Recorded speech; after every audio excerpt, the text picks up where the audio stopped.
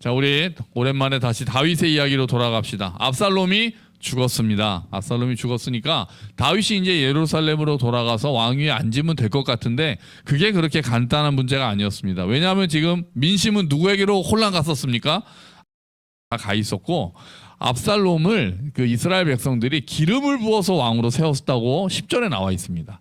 기름을 부어서 왕으로 세웠다. 그러면 다윗을 왕으로 세웠던 것을 다윗을 왕위에서 끌어내린 것과 같은 겁니다. 새롭게 기름을 부어서 압살롬을 왕을 세웠다는 것은 쫓아낸 거죠. 왕위에서 쫓아낸 겁니다.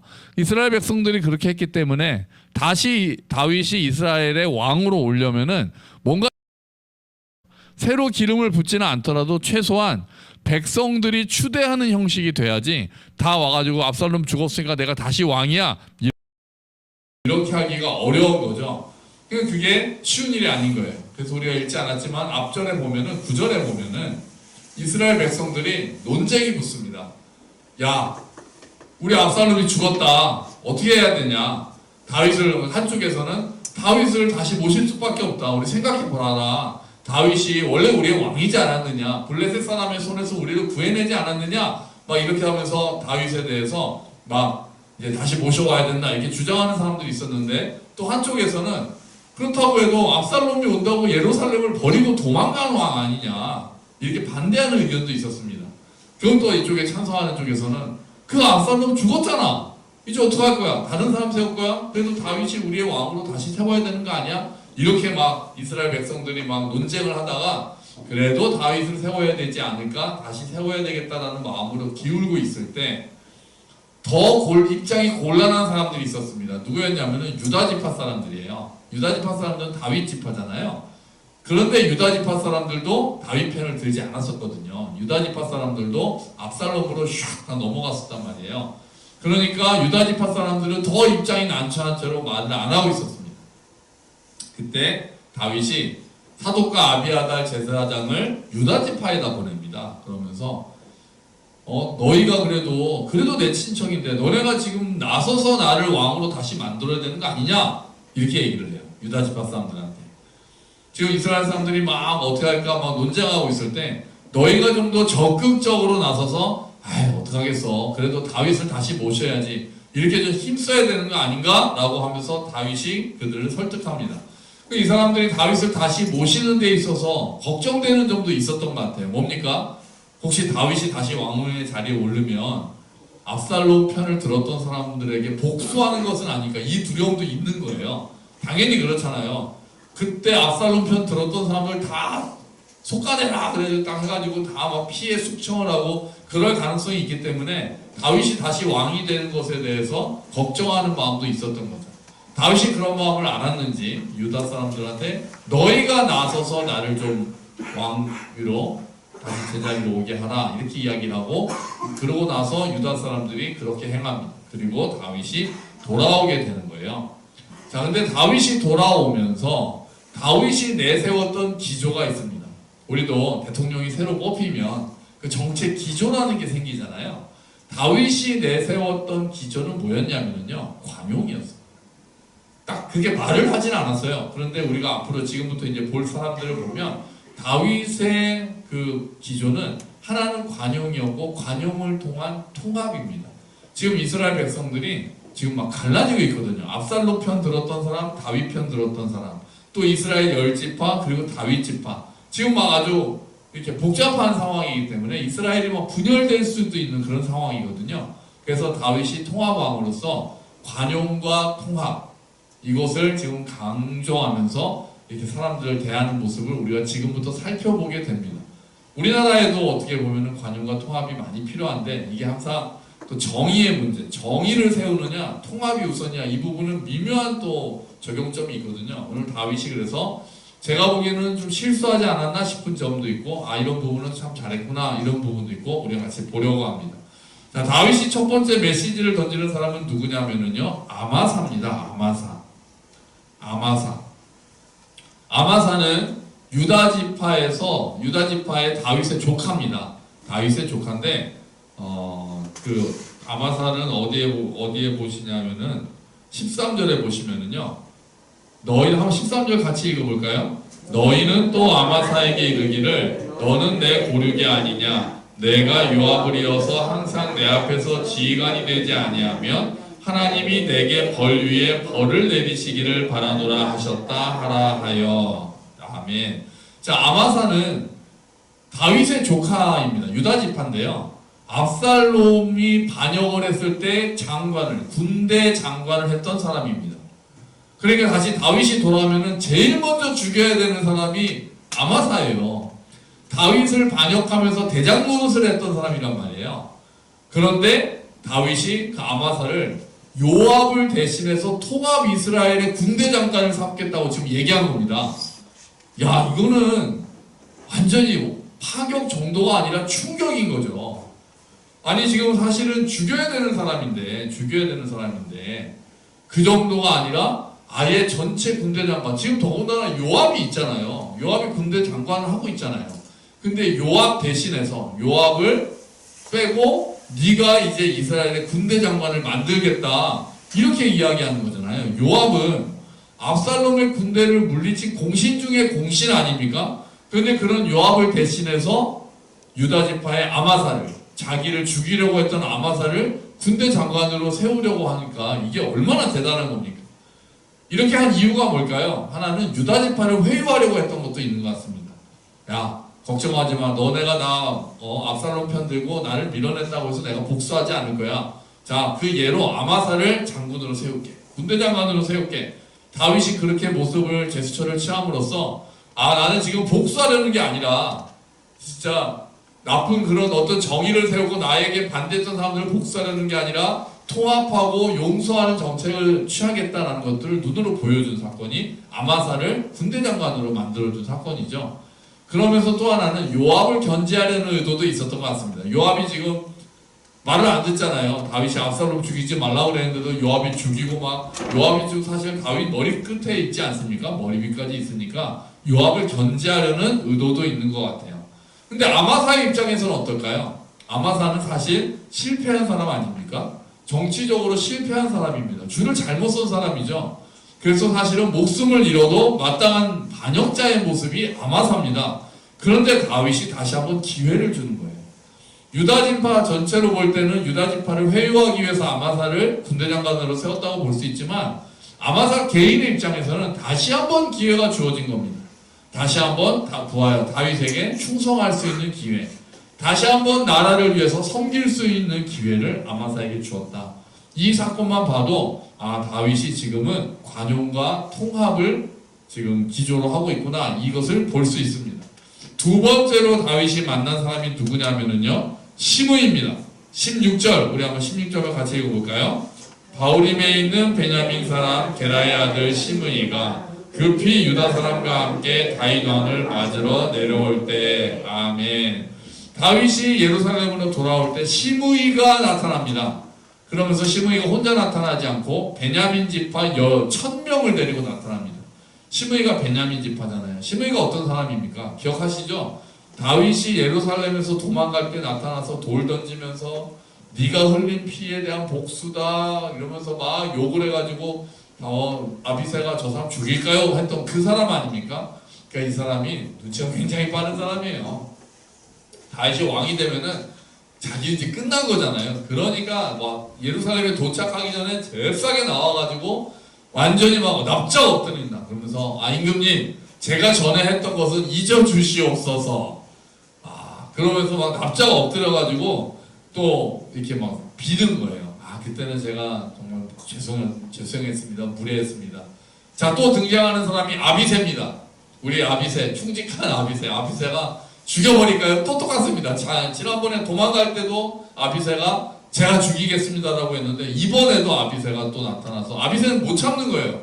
시므이가 전에 다윗에게 대해서 욕을 했던 것은 기름 부으신 하나님이 기름 부어 세운 왕을 욕했다는 것을 아비새는 참지 못했거든요. 제가 죽이겠습니다 했더니 다윗이 이번에 또 아비새를 나무랍니다. 그때도 아비새를 나무라면서 하나님이 나를 저주하라고 시킨 거다 이렇게 얘기했었는데 지금 또 그렇게 이야기합니다. 오늘 어떻게 내가 이스라엘 사람을 죽이겠냐, 내가 오늘 왕이 되었다는 것을 내가 모르겠냐. 무슨 말입니까? 내가 이제 왕으로 돌아오는데 지금 복수하고 사람을 죽이는 거가 문제가 아니고 내가 왕으로서 해야 될 일은 이제 통합하고 용서하는 거다. 이렇게 이야기를 하는 거죠. 개인적인 원수를 갚는 것은 합당한 일이 아니라고 다윗은 생각하고 있습니다.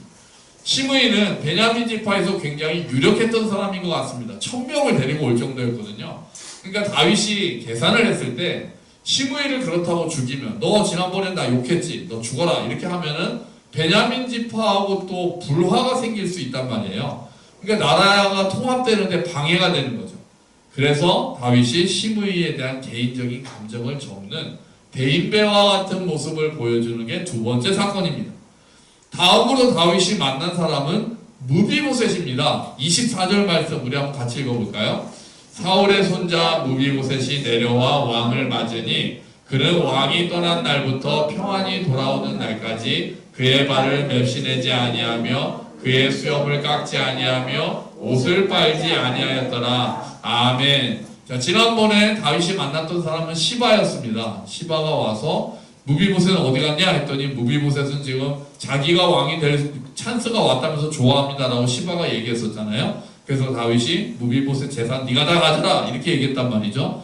그런데 그 무비보셋이 나타났습니다. 그러니까 다윗이 너 어디 갔었냐? 아주 그러니까 좀 불편한 기색으로 다윗은 지금 무비보셋이 자기를 뒤통수를 쳤다고 생각하니까요. 그래서 너는 어디 갔다 이제 오냐라고 아주 퉁명스럽게 이야기를 했습니다. 그랬더니 무비보셋이 저도 그때 임금님을 따라가려고 나귀를 준비했는데 시바가 저를 속이고 그냥 자기를 버려두고 홀라당 가서 저를 모함했습니다라고 무비보셋이 이야기를 합니다. 자, 이제 어떻게 할까요? 다윗은 어떻게 해야 됩니까? 누구 말을 믿어야 됩니까? 시바의 말은 무비보셋이 다윗을 배신했다는데 지금 무비보셋은 와가지고 내가 아니라 시바가 나를 속였지 나는 임금님을 따라가려고 했다라고 이야기합니다. 다윗은 어떻게 판결할까요? 그런데 무비보셋이 성숙한 모습을 보여줍니다. 뭐라고 하냐면은 판결은 하늘 왕께서 하십시오. 하지만 왕께서 저에게 이미 베풀어 주신 은혜로 이미 족합니다. 이렇게 이야기를 해요. 내가 사실 사울의 후손이니까 죽을 수밖에 없었는데 저와 저를 왕의 식탁에 초대해 주신 것만으로도 저는 만족합니다. 이렇게 이야기를 합니다. 그 얘기를 듣고 다윗이 이렇게 결판을 내립니다. 재산을 반반 나눠 가져라 이렇게 합니다. 여러분 어떻게 생각하십니까? 다윗이 잘했나요? 못했나요? 못한 걸로 보세요. 어떻게 다윗이 잘했다고 생각하시는 분 안 계세요? 그러니까 쭉 보면은 무비보셋의 말이 사실인 것 같습니다. 무비보셋이 그 뒤로 막 수염도 안 깎고 그런 모습이 있었잖아요. 막 하면서 옷도 막 아주 꾀재재한 상태로 왕이 예루살렘을 떠난 다음부터 그런 상태로 있었던 것을 봐서 무비보셋은 또 나중에 다윗이 그렇게 나눠라 그랬더니 무비보셋은 아니 저는 임금님이 무사히 돌아오신 것만 해도 충분하니까 재산은 그냥 시바 다 주세요. 이렇게 얘기합니다.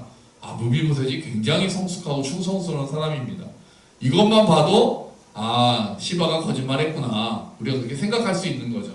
근데 다윗은 왜 그때 시바와 정확하게 따져서 누가 잘했는지, 만약에 시바가 거짓말을 했다면 시바는 완전히 재산을 몰수해야 되고 무비보셋이 거짓말을 했다면 다윗을 배신한 거니까 사형에 처해야 되는 감이잖아요. 근데 왜 그것을 정확하게 따지지 않고 야 그냥 재산 반으로 나눠. 자, 이것에 대해서 의견이 갈립니다. 한쪽은 다윗이 잘못했다. 정의를 바로 세워야지. 거기서 정말 잘잘못 따져서 아무래도 무비보셋이 진실을 말하는 것 같으니까 시바 모든 것들 뺏어서 다시 무비보셋에게 돌려주고 시바는 벌을 해야 된다. 이렇게 생각하는 분들이 많이 계시고 또 어떤 분들은 지금 다윗이 그렇게 한 이유는 그것을 몰라서가 아니라 다윗이 지금은 국가를 통합하는 지금 상황에서 누군가를 딱 꼬집어가지고 잘못한 걸 따져서 벌 주는 것보다는 그냥 화해시키고 용서하는 게 더 중요한 가치였기 때문이다라고 해석하는 사람들도 있습니다. 이것도 그렇게 틀린 해석은 아닐 수 있을 것 같아요. 다윗이 정확하게 그냥 귀찮아가지고 그랬다면 다윗이 지금 늙고 게을러진 건데 그런 생각, 지금 굳이 따져서 누군가를 처벌하기보다는 그냥 반반으로 해서 부적절하지, 아직 좀 그러니까 정의롭다기보다는 정치적인 계산인 거죠. 그냥 좋게 넘어가는 게 더 나을 수도 있겠다. 지금은 그렇게 생각했을지도 모르겠습니다. 근데 나중에 시바가 어떻게 됐는지에 대해서 성경이 나오지 않기 때문에 나중에 그 거짓말한 값을 치렀는지에 대해서는 우리는 알 수는 없습니다. 저는 개인적으로는 다윗의 태도는 잘못됐다고 생각합니다. 저도 여기서 정확하게 무비보셋을 모함한 시바를 벌하고 억울함을 풀어줘야 되지 않을까 생각을 하는데, 제가 이렇게 책을 보다가 어떤 학자들이 그 당시에서는 누군가를 벌하는 것보다는 통합하는 게 더 큰 가치였기 때문이다 하면서, 다윗의 전체 기조가 통합이기 때문에 누군가를 벌하는 것보다는 그렇게 했을 것이다 라고 해석을 한 사람들의 글을 보고, 그렇게 볼 수도 있겠구나. 저는 마음에 쏙 들지는 않지만 그렇게 판단했을 수도 있겠다는 생각이 듭니다. 우리나라 정치에서도 그런 일들이 많이 있잖아요.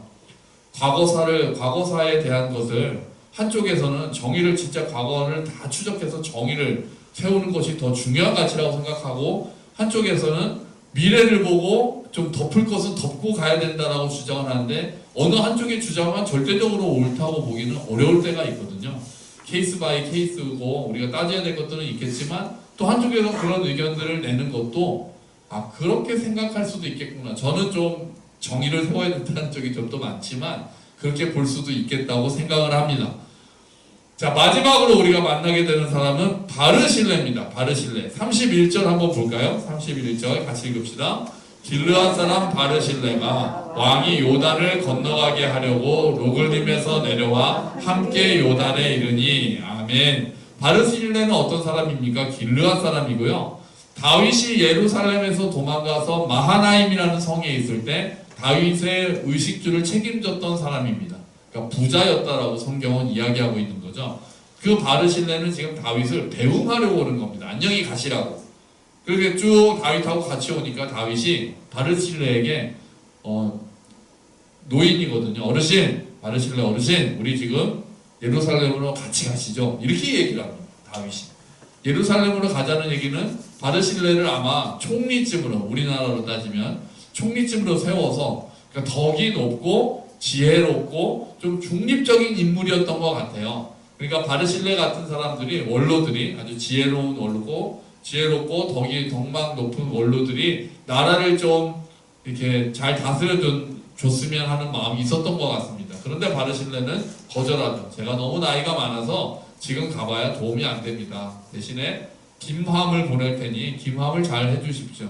다윗이 그동안 저를 도와주느라고 수고하셨으니 예루살렘으로 오시면 제가 잘 모시겠습니다. 그렇게 이야기하거든요. 그런데 바르실레는 저는 너무 나이가 많으니까 그냥 고향을 떠나기는 어렵고 아마 아들이겠죠. 김함을 데리고 가셔서 잘 해주십시오라고 이야기합니다. 그리고 아마 그 뒤로 김함은 등장하지 않지만 다윗의 통치에 있어서 많은 역할을 했을 것이라고 사람들이 추측을 합니다. 다윗이 왕으로 돌아오면서 만난 사람들, 그리고 그들에게 한 일들은 예수님께서 우리에게 하신 일들을 생각하게 합니다.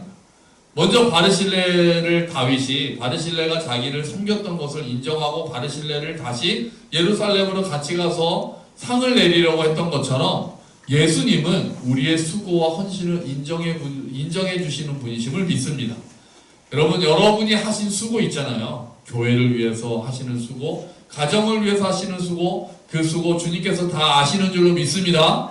우리의 눈물을 다 아시는 분이시고 우리의 수고를 다 아시는 분이시죠. 우리의 작은 수고를 아시고 인정하시고 채워주시고 갚아주시는 분이 우리의 주님이십니다. 그리고 또 예수님은, 우리가 다윗이 시바를 향해서 본 것이 우리가 만약에 아쉬운 면이 있다면, 예수님은 그것을 넘어서 정확하게 우리의 억울함을 다 풀어주시는 분이십니다. 다윗을 넘어서시는 분이시죠. 예수님께서는 우리의 억울한 사정을 다 아시고, 무비보셋의 억울함을 다윗이 다 풀어주지 못했지만 예수님께서는 우리의 억울한 사정을 다 보시고 우리의 억울한 사정을 다 풀어주시는 분이시죠. 사람과 더불어서 공의로 바로잡으시는 분이 예수님이십니다. 무엇보다 왕으로 오신 예수님이 하시는 일은 오늘 다윗이 보여준 모습과 같습니다. 통합입니다. 그리고 회복이에요.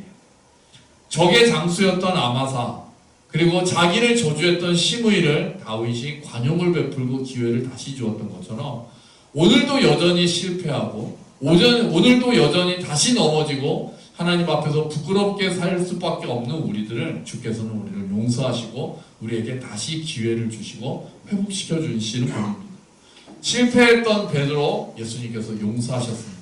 예수님을 3번이나 부인하면서 저주했지만 예수님께서 다시 강가에서 만나셔서 갈릴리 호숫가에서 베드로에게 네가 나를 사랑하느냐 물으시고 내 양을 먹이라면서 사명을 새롭게 하시는 예수님이십니다.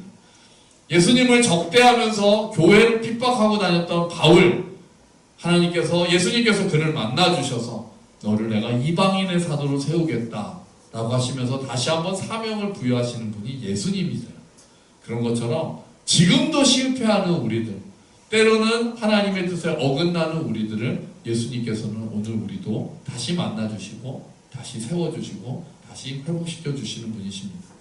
우리 왕이신 예수님이 이러신 분입니다. 그렇기 때문에 우리는 모든 것을 가지고 주님 앞에 나올 수 있는 거예요. 억울한 일도 가지고 나오고, 내가 잘한 일도 가지고 나오고, 슬픈 일도 가지고 나오고, 실패한 일도 가지고 나오십시오. 그럼 주께서 잘한 일은 칭찬해 주시고, 억울함은 갚아주시고, 슬픈 일은 위로해 주시고, 우리가 실패했던 일은 회복시켜 주실 것입니다. 주님께서 그 모든 것을 받으시고 우리를 다시 한번 새롭게 하시는 분이 우리의 주님이신 것입니다. 오늘 기도 나오신 여러분, 여러분이 어떤 것들을 가지고 나오셨습니까? 감사할 제목이 있으면 감사하시고, 그리고 간구할 것이 있으면 간구하십시오. 슬픈 일이 있어도 내려놓으십시오. 억울한 일이 있어도 주님께 고하십시오. 우리 기도를 들으시고 보시는 주님께서 그것들을 다 받으시고 우리의 마음을 새롭게 해주실 줄로 믿습니다. 아멘. 우리 같이 기도하겠습니다. 주님, 우리를 회복시켜 주시는 하나님을 믿습니다. 베드로를 회복시키시고 바울을 회복시키신 주님, 그리고 다윗이 시므이에게 기회를 주고 또 무비보셋의 억울함을 들어주고 바르실레의 수고를 칭찬하고 아마사에게 기회를 준 것처럼 우리에게도 새롭게 하시는 예수님의 은혜를 믿사오니 주여 우리를 돌보아 주시옵소서. 같이 기도하겠습니다.